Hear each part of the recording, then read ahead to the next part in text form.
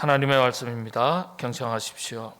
예루살렘을 사랑하는 자들이여, 다 그 성읍과 함께 기뻐하라. 다 그 성읍과 함께 즐거워하라. 그 성을 위하여 슬퍼하는 자들이여, 다 그 성의 기쁨으로 말미암아 그 성과 함께 기뻐하라. 아멘. 영국의 경험주의 철학의 시족격에 해당한다, 그렇게 이야기합니다. 존 록라는 철학자가 있습니다. 교육학자이면서도 철학자인데요. 철학의 세계에서 경험주의 그러면 영국을 대표합니다. 영국의 철학 그러면은 이 경험주의 철학 이렇게 이야기합니다. 독일 철학 그러면은 이성주의 철학, 대표는 칸트, 임마누엘 칸트. 이렇게 우리 한국 철학은 뭘까요? 잘 모르시겠죠?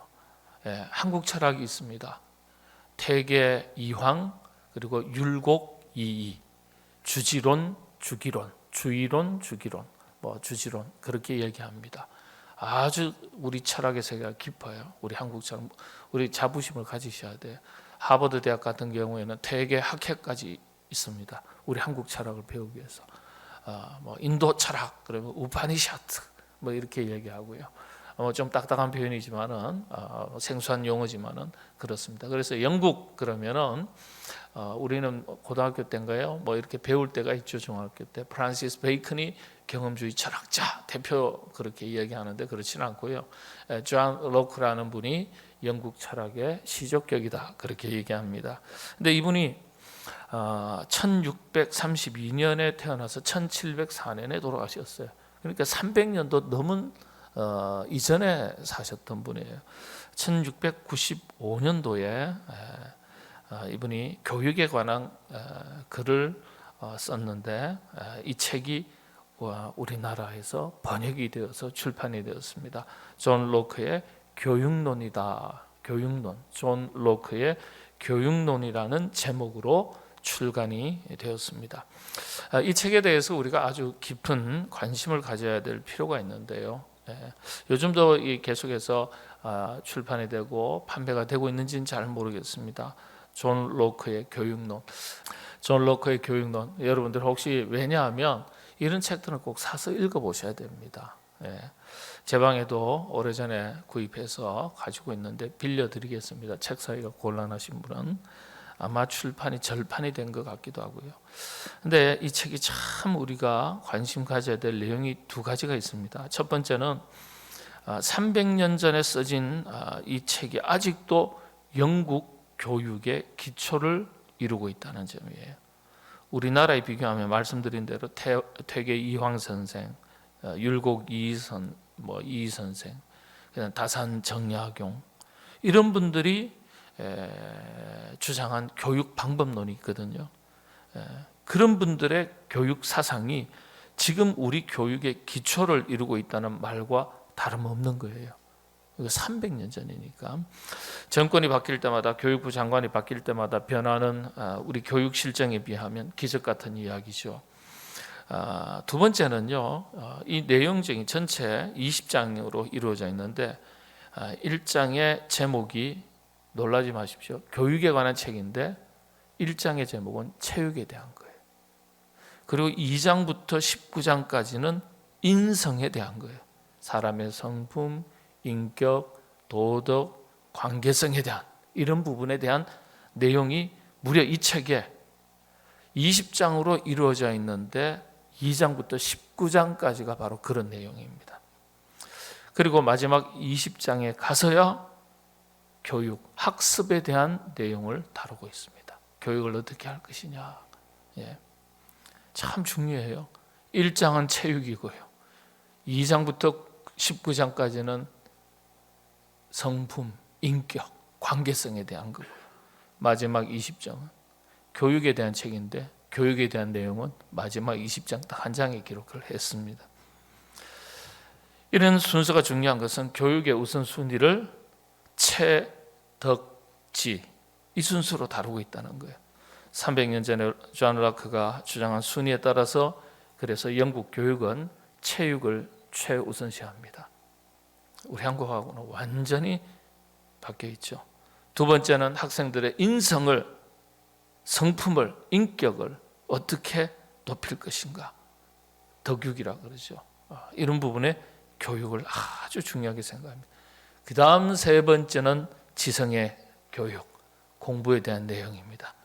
공부는 세 번째 순서에 두고 있습니다. 지덕체. 지덕체 순서로 교육하고 있는 우리와는 완전히 반대 채덕지입니다.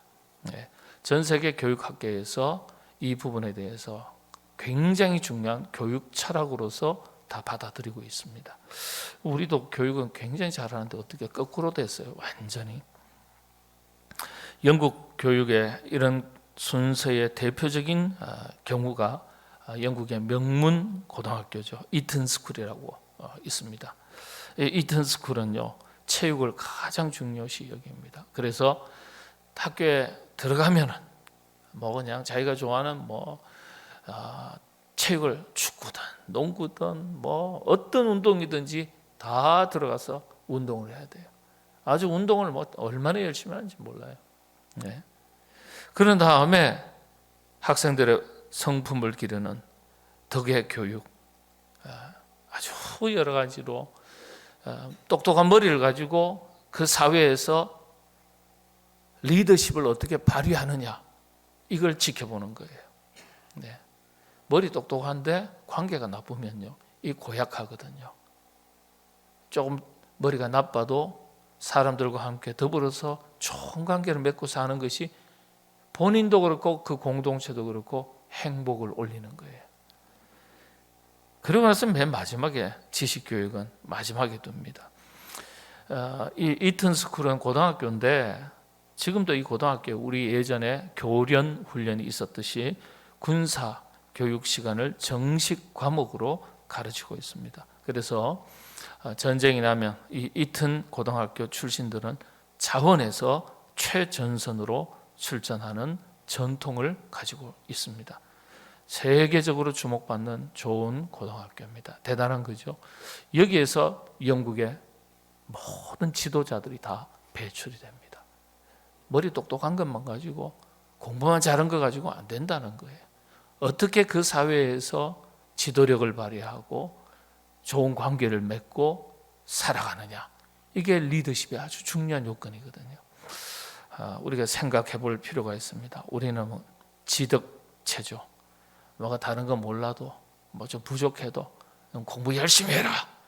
열심히 하는 거 중요한데, 순서를 바르게 공부 열심히 해야 되겠죠. 우리 교회 교육 철학은 어떤 거겠습니까? 첫 번째 신앙교육이죠. 신앙교육의 특징을 쉐마 교육, 그렇게 이야기합니다. 말씀교육이죠. 말씀교육. 디모데후서 3장 16절에서 17절, 모든 성경은 하나님의 감동으로 된 것으로 교훈과 책망과 바르게 함과 의로 교육하기에 유익하니 이는 하나님의 사람으로 온전하게 하며 모든 선한 일을 행할 능력을 갖추게 하려 함이라 그랬어요. 그러니까 우리가 하나님의 사람이라면 하나님에 대한 말씀 교육이 가장 중요한 거예요. 가장 중요한 거예요. 어떻게 보면은 공부가 중요하다 말하지만은 공부보다 더 중요하게 여겨야 될 부분이 하나님의 말씀 교육입니다. 말씀 교육을 뒤로 하고 세상 교육을 앞서 세우면은 이게 또 순서는 어긋나는 거죠. 믿음은 말씀을 들으면서 비롯된다고 가르칩니다. 그래서 첫 번째가 말씀 교육. 교회 교육의 철학의 최우선 순위가 하나님의 말씀을 교육하는 것입니다. 한국 교회의 위기의 근본을 두 가지로 얘기합니다. 하나는 예배의 위기인데 또 하나는 다른 하나는 말씀 교육의 위기죠. 부모 자신이 자녀들에게 말씀 교육을 안 해요. 교회에다 맡겨버려요. 교회는 일주일에 1시간 딱 와가지고 예배 드리고 분방 공부하면서 말씀 교육하는 거, 그거 얼마나 되겠어요? 30분도 안 돼요. 부모들이 가정에서 가정교사로서 말씀을 자녀들에게 얼마나 잘 가르치느냐, 너무너무 중요해요. 그런데 한국교회 대체로 가정을 보면 부모님들이 신앙교육에 있어서 직무유기를 하는 경우가 대부분입니다. 대부분이에요. 이건 우리가 그리스도인으로서 깊이 있게 생각해 볼 필요가 있습니다. 세상 공부는, 학교 공부는 그렇게 중요하게 생각하는데 알고 보면 신앙교육은 중요하다 말은 하지만은 그렇게 중요하게 인식을 못하는 경우가 대부분입니다. 아주 중요한데 놓치지 않아야 되겠습니다. 교회 교육 철학의 두 번째가, 첫 번째는 말씀 교육이고요. 이게 신앙 교육의 핵심이니까. 두 번째는 공동체 교육입니다. 공동체성 교육. 성경은 공동체를 대단히 중요하게 여깁니다. 그래서 그런지 교회를 일컫는 신약에 두 단어가 있습니다. 모두 공동체와 연결이 되어 있습니다. 여러분 자주 들으셨는데 에클레시아라는 단어와 코이노니아라는 단어입니다. 교회의 본질적 속성을 담고 있는 단어죠. 오늘 들으시면 이제는 다시는 까먹지 마시기 바랍니다. 교회라는 용어를 말할 때 에클레시아 그리고 코이노니아입니다. 정확하게 에클레시아를 직역으로 하면 교회입니다. 교회, 처치가 아니에요. 영어지만. 교회라는 단어가 성경의 언어로 뭡니까? 그러면 딱 정확하게 대답하셔야 돼요. 에클레시아입니다. 에클레시아. 불러내다. 부름받은 사람들의 모임. 불러냈으니까 세상에서 거룩한 하나님의 나라로, 아버지의 집으로, 아버지로 불러냈다는 거예요. 우린 다 부름받은 사람들. 부름받은 사람들이 모인 거예요. 그래서 교회를 말합니다. 그래서 헬라어 성경에, 우리 한글 성경에 교회라는 단어를 보면 전부 다 헬라어에서는, 신약의 언어에서는 에클레시아로 딱 기록되어 있습니다. 예, 구별된 공동체를 말합니다. 두 번째, 코이노니아. 코이노니아는 원래 뜻은 그런 게 아니에요. 친구란 뜻입니다. 코이노니아, 우리, 우정, 동역자, 반려자, 교제 이런 뜻입니다. 그런데 부름받은 공동체 안에서 우리가 친구로서 우정을, 사랑을 나누고 복음의 사명을 감당할 때 함께 일하는 동역자가 되고 인생을 살아가는데 부부처럼 늘 같이 먹고 마시고 살고 이 안에서 사랑의 교제가 깊어지니까, 그래서 코이노니아라는 단어를 교회라고 말하는 겁니다. 교회라고. 그러니까 교회 그러면은 직역하면 에클레시아, 코이노니아. 코이노니아는 원래는 친구, 교제, 우정 이런 단어입니다. 부름받아 모인 사람들이 말씀과 사랑으로 교제하는 것, 이게 교회예요. 교회의 본질 중에 하나예요. 그래서 한 교회가 얼마나 건강한가를 말할 때, 성도 개인도 작은 교회니까 마찬가지입니다. 첫 번째가 예배를 얼마나 잘 드리느냐. 예배는 말씀 교육이 포함되는 핵심의 자리니까 그 사람의 경건의 삶, 신앙생활의 가장 기초 중의 기초, 예배가 어떻게 드려지는가. 두 번째는 혼자 예배 드리는 게 아니지 않습니까?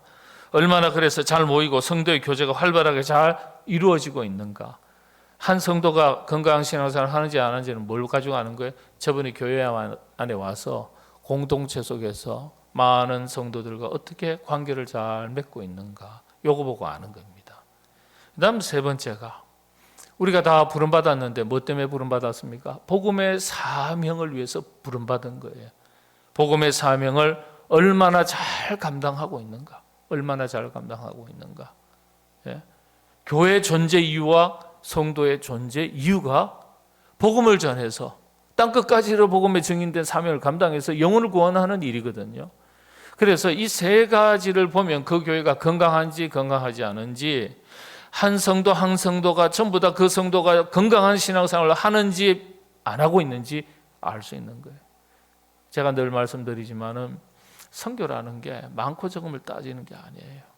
선교는 복음의 본질이기 때문에, 그리스도인의 본질된 사명이기 때문에, 누구나 다 어린아이로부터 노년에 이르기까지 우리가 감당해야 된다. 교회라는 간판을 탁 붙이자마자 전도하고 선교해야 된다. 작으면 작은 대로 하면 되는 거예요. 많으면 많은 대로 하면 되는 거예요. 그게 왜냐? 건강한 교회, 건강한 그리스도인의 기준이 되기 때문에 그렇습니다. 참 이게 중요하니까 우리 교회가 그런 점에서 건강한 교회, 건강한 성도들이 되어서 영적인 부흥을 이뤄갈 수 있으시게 되기를 바랍니다. 오늘은 전교인 체육대회 날인데요, 한 공동체가 서로 어우러져서 기쁨을 나눈다는 그 자체가 참 중요하죠. 어떤 공동체든지 간에 함께하는 정신을 놓쳐버리면 힘을 잃어버려요. 오늘의 본문을 살펴보겠습니다. 공동체 정신을 다시 한번 살필 수 있는 말씀이죠. 우리 마을에 동거동락이라는 말이 있습니다. 함께 기쁨과 슬픔을 같이 나눈다는 의미죠. 본문의 내용을 보면 이 동거동락의 정신을 엿볼 수 있습니다. 첫 구절을 보면 예루살렘을 사랑하는 자들이여 그랬습니다. 예루살렘을, 신앙의 공동체를 향한 메시지예요. 초청이에요. 예루살렘을 사랑하는 자들이여, 삼성교회를 사랑하는 자들이여, 초청이에요. 권면과 초청이에요. 신앙은 개인의 부르심의 음성을 듣는 것도 참 중요하지만 공동체를 향한 하나님의 부르심 앞에 공동체가 다 함께 반응하는 것이 참 중요합니다. 김 집사는 반응 잘하는데 이제 옆에 있는 박 집사는 반응이 없네. 반응이 없어. 함께 반응해야 되는 게, 함께 반응하는 거. 예. 어떤 일이든지 간에 함께 하는 것, 이 공동체 굉장히 중요합니다. 예루살렘을 사랑하는 자들이여, 예. 신앙의 공동체를 부르는 거예요. 그 다음 두 번째 보면 그 성읍과 함께하라 그랬어요. 그 성읍과 함께하라. 여기서 성읍은 삶의 현장과 내용을 말하는 겁니다. 삶을 함께해라. 신앙생활 각자 개인생활 각자 따로 하는 것이 아니라 신앙생활 자체가 신앙적인 면만이 아니라 생활적인 면도 함께 포함되는 걸 말하는 거예요. 그 성읍과 함께하라. 그 마을에서 함께하라. 같이 먹고 마시고 대화하고 함께 울고 함께 웃고 같이 하라. 이렇게 이야기하는 거예요. 이 함께 예배도 드리고 함께 먹고 마시라는 말이겠죠. 동거동락의 정신이에요. 그 다음 세 번째 보면 슬퍼하는 자들이여 즐거워하라 그랬어요. 슬퍼하는 자들이여 다 그 성의 기쁨으로 말미암아 그 성과 함께 기뻐하라. 기뻐하는 일에, 기뻐할 일에 함께 해라 그랬습니다. 여러분, 교회가 잘 되려면요, 경조사가 잘 돼야 돼요. 한 집안이, 그 가정이 잘 되려면요, 경조사가 잘 돼야 돼요. 아니, 집안에 무슨 경조사예요? 아니, 이 무슨 뜻이에요? 슬픈 일에는 가족들이 함께 공감하고 위로하고 격려하고 그 슬픔을 함께 나누는 가족 관계. 예. 또 기쁜 일이 있으면 기쁨도 함께, 슬픈 일이 있으면 슬픔도 함께. 가족 관계가 함께 동거동락한다는 것은 밥만 먹는 게 아니에요. 잠만 같이 자는 게 아니에요. 좋은 일이 있을 때 가족들이 다 함께 기뻐하고, 슬픈 일이 있을 때 함께 보듬어주고 위로하고 격려하고 슬픔을 나누고. 예. 가정도 그런 것처럼 어떻습니까? 교회도 마찬가지예요. 슬픈 일에 함께하고 기쁜 일에도 함께하라는 요청이에요. 자기의 기쁨을 위하는 것은 물론이지만은 함께할 때, 함께하는 것 자체가 슬픔이 있는 이들에게는 위로가 되고 기쁨이 있는 곳에서는 그 기쁨이 더욱 풍성해지기 때문에 그렇게 하라고 요청하고 있는 것입니다. 우리 교회와 모든 성도들이 본질에 있어서 건강한 교회로 영적인 부흥을 잘 이루어갈 수 있기를 바랍니다. 그리고 모든 성도들의 우리 영적 가족 공동체죠. 우리 교회가 서로 깊이 교제하고 탄탄한 공동체를 이루어서 복음의 사명을 힘있게 감당하는 교회요, 온 성도들을 될 수 있기를 바랍니다. 오늘 체육대회를 통해서 동거동락이라고 그랬어요. 여러분 함께 즐거운 시간, 슬픔도 함께 나눠야 되겠지만 또 기쁨의 자리가 있다면 참 즐거운 시간 되도록 함께 하는 것이 참 중요합니다. 그래서 우리 삼성신앙 공동체가 더욱 하나 되는 공동체로 서가는 참 좋은 기회가 될 수 있기를 바라고, 그런 공동체로 든든하게 서가는 모든 일에, 이 체육대회뿐만 아니라 여러 가지 성도의 교제라든지 또 복음의 사명을 감당하는 모든 일에도 여러분들 마음과 뜻을 하나로 항상 모아 주실 수 있기를 부탁을 드립니다. 기도하겠습니다.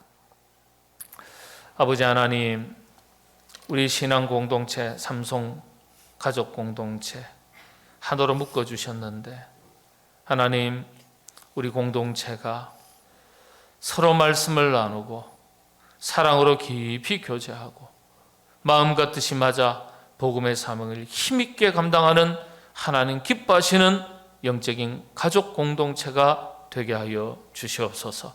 전교인 체육대회로 저희가 함께합니다. 하나님, 이 행사가 단순한 육신의 즐거움을 나누는 자리가 되지 않게 하시고, 물론 육신의 기쁨을 나누는 자리일 뿐만 아니라 영적인 교제의 깊이가 더해가는 참 좋은 기회가 되어서 우리 교회가 영적으로 성장하고 부흥해서 복음의 사명을, 시대적인 사명들을 잘 감당하는 또 다른 성장의 기회가 되게 인도하여 주시옵소서. 모든 것 주님께 의지하고 예수님의 이름으로 기도하옵나이다. 아멘.